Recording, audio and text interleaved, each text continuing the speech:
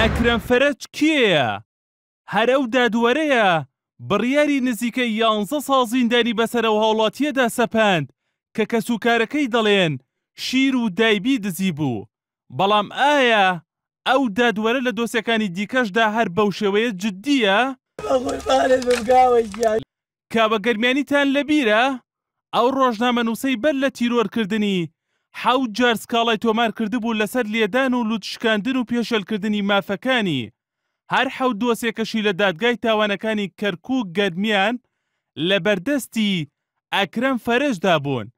سەرباری ئەوەی کاوە گەرمیانی لەسەر خەمساردی دادگا و حاکم ئەکرەم چەند ڕۆژ لە بەردەم دادگادا خێوەتی هەڵداومانی گرت، بەڵام تا ئێستاشی لەگەڵدا بێت حاکم ئەکرەم ئەو 7 دۆسیەی نەجوڵاندووە.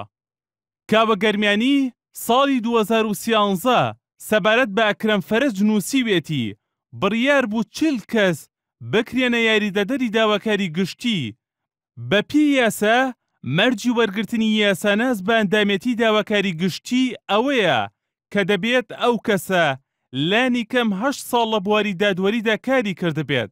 بەڵام حاکم ئەکرەم ساختەکاری کردووە بۆ کەسێکی نزیکی خۆی و ڕاژەی خزمەتی پارێزەرێک کە چەند ساڵ پێشتر کۆچی دوایی کردووە بۆ ئەو کەسە نزیکەی خۆی هەژمار کردووە. لە دوای تیرۆرکردنی کاوە گەرمیانی لە دادگای گەرمیان دادوەرێک بە ناوی حاکم حسێن محێدین لێپرساوی لێکۆڵینەوە بوو لە دۆسیەکە، بەڵام بەر لەوەی پرۆسەی لێکۆڵینەوە کۆتایی پێبێت فشار خرایە سەر حاکم حسێن و دواتریش گوازرایەوە بۆ سلێمانی و دۆسیەکەش کەوتە بەردەستی ئەکرەم فەرەج. ئەکرەم فەرەج دواتر لەسەر دۆسەی تیرۆری کاوە گەرمیانی بڕیاری لە سێدارەدانی بۆ بکوژەکە دەرکرد، بەڵام هەرگیز بۆ کەسوکارەکەی و ڕایگشتی ئاشکران نەکرد کە کێ لە پشت تیرۆرکردنەکە بوو. سەبارەت بە دۆسەیە و مستەشارانەی بەشداریان لە ئەنفالدا کردووە حاکم ئەکرەم فەرەج کە خۆی سەرۆکی دادگای کەرکووک گەرمیانە، هەروەها خەڵکی ئەو ناوچێش کە قوربانی سەرۆکی ئەنفالن، بەڵام بەو پێی کە سەرۆکی بەرزترین دەسەڵاتی دادوەریە لە سنوورەکەدا هەنگاوی نەناوە بۆ دەستگیرکردنیان. بەشێکی بەرچاوی ئەو 258 مستەشاری بەشداریان لە ئەنفالدا کردووە کەوتونەتە سنووری گەرمیانەوە، بەڵام تا ئێستا تەنها 2 کەسیان دەستگیر کراون. ئەو 2 مستەشارەش حاکم ئەکرەم دەستگیری نەکردوون، بەڵکو دادوەرێکی دیکە بە ناوی هاوژین حامید دەستگیری کردن. هەر بەهۆی دەستگیرکردنی ئەو 2 مستەشارەشەوە هاوژین حامیدی بۆ سنووری ئامیدی دوور خستەوە.